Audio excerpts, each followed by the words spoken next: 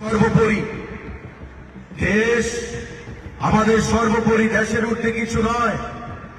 আজকে আমাদের পার্শ্ববর্তী বাংলাদেশ, যেই দেশটা পৃথিবীর মানচিত্রে ভারতবর্ষের দ্বারা, ভারতের সেনাদের দ্বারা তৈরি হয়েছিল 1971 সালের যুদ্ধের মাধ্যমে, আজকে সেই বাংলাদেশের গণতন্ত্রের নামে কি অবস্থা চলছে। আমাদের যারা এখানে আমরা রয়েছি, এই এলাকার জনগণ যারা রয়েছেন, প্রত্যেকের নারীর যোগাযোগ রয়েছে বাংলাদেশের সঙ্গে, তার পূর্বপুরুষের যোগাযোগ রয়েছে বাংলাদেশের সঙ্গে, এখনো তাদের আত্মীয় স্বজন বাংলাদেশে বসবাস করছেন। কিন্তু বাংলাদেশে যে ঘটনা, ন্যাক্কারজনক ঘটনা গত কয়েকদিন আমরা দেখেছি, তারা কি বলছে যে তারা নাকি দ্বিতীয় স্বাধীনতা পেয়েছে। অর্থাৎ 71 সালের যে স্বাধীনতা, মুক্তিযোদ্ধারা স্বাধীন যে করে বাংলাদেশ তৈরি করেছিলেন আমাদের দেশের সেনানীদের মাধ্যমে, আজকে চক্রান্তকারী শক্তি, বৈদেশিক শক্তি, ভারত বিরোধী শক্তি, তারা ঐক্যবদ্ধ হয়ে বাংলাদেশকে তারা ক্ষমতা সেখানে দখল করেছে ভারতকে দুর্বল করার জন্য। তাই আমার প্রত্যেকের কাছে আহ্বান থাকবে আজকের এই স্বাধীনতা দিবসে, যে দেশের সার্বভৌমত্ব, দেশের নিরাপত্তা নিয়ে কোনো অবস্থাতেই কম্প্রোমাইজ করা যাবে না। যে চক্রান্তকারী শক্তির আজকে বাংলাদেশে ঢাকা পথে ক্ষমতা দখল করেছেন, তারা ভারতবর্ষেও সেখানে সোচ্চার রয়েছেন, ভারতবর্ষের মধ্যেও তারা জাগ্রত রয়েছেন, যাতে দেশকে কালিমালিপ্ত করে দেশের যে সংবিধান, দেশের যে গণতন্ত্র, সেগুলো কালিমালিপ্ত করে সেখানে যেন অগণতান্ত্রিক পরিবেশের মাধ্যমে দেশে ক্ষমতা দখল করা যায়। আজকে আমার প্রত্যেকটি গণতন্ত্র প্রিয় জনগণ যারা দেশকে ভালোবাসেন, তাদেরকে সেখানে শপথ দিতে হবে, যেটা বাল গঙ্গাধর তিলক বলেছিলেন, যে freedom is my birth right and I shall have it. স্বাধীনতা আমার জন্মগত অধিকার এবং সেটা আমি দখল করেই ছাড়ব। বাল গঙ্গাধর তিলক সেটা দেখে যেতে পারেননি, কিন্তু পরবর্তী সময় ভারতবাসীরা এই স্বাধীনতা আমরা উপভোগ করছি। কাশ্মীর থেকে কন্যাকুমারী পর্যন্ত প্রতিটি রাজ্যে সেই স্বাধীনতা আমরা উপভোগ করে আজকে ভারতবর্ষের গণতান্ত্রিক একটা সরকার সেখানে প্রতিষ্ঠিত চলছে। যখনই যে সরকার থাকুক, ভারতবর্ষের উন্নয়নের জন্য সেই সরকার কাজ করছে, সংবিধানের ধারা উপধারাগুলোকে মেনে দিয়ে। বন্ধুরা, আজকে বাংলাদেশের প্রসঙ্গে যেটা আমি বলার চেষ্টা করেছি, তার থেকে আমাদের শিক্ষা নিতে হবে, যাতে সেই অগণতান্ত্রিক পরিবেশ আমাদের দেশে, আমাদের রাজ্যে কোনো অবস্থাতেই তৈরি না হয়। কারণ দেশের সার্বভৌমত্ব, দেশের অখণ্ডতা, দেশের স্বাধীনতাকে আনতে গিয়ে হাজারো বীর সেনানীরা, লক্ষ বীর সেনানীরা শহীদ হয়েছেন, বলিদান দিয়েছেন। তারা এটা ভাবেননি যে তারা সেই স্বাধীনতা ভোগ করতে পারবেন কিনা। তারা একটাই ভেবেছিলেন যে দেশকে স্বাধীন করতে হবে ব্রিটিশ পরাধীনতার হাত থেকে, তবেই দেশ এগিয়ে যাবে।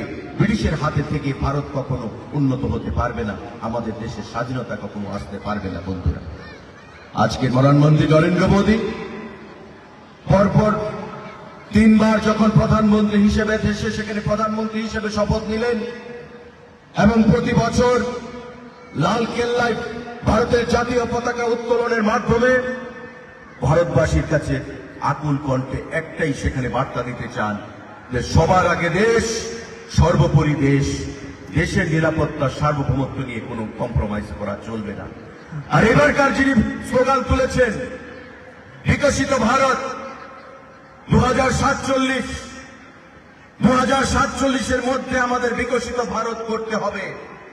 সুশাসনের মাধ্যমে দেশকে যিনি এগিয়ে নিয়ে চলছেন, একের পর এক প্রকল্পের মাধ্যমে দেশের মানুষের, গরিব মানুষের অর্থনৈতিক বুনিয়াদকে শক্তিশালী করার জন্য যেখানে সিদ্ধান্ত নিয়ে চলছেন, আমাদের এই রাজ্যের মাননীয় মুখ্যমন্ত্রীর নেতৃত্বেও আমরা সেই সুশাসনের মাধ্যমে এক ত্রিপুরা, শ্রেষ্ঠ ত্রিপুরা করার জন্য আমরা এগিয়ে চলছি। বন্ধুরা, আমাদের স্বাধীনতার এই 78 বছরে আমরা অনেক যুদ্ধ দেখেছি।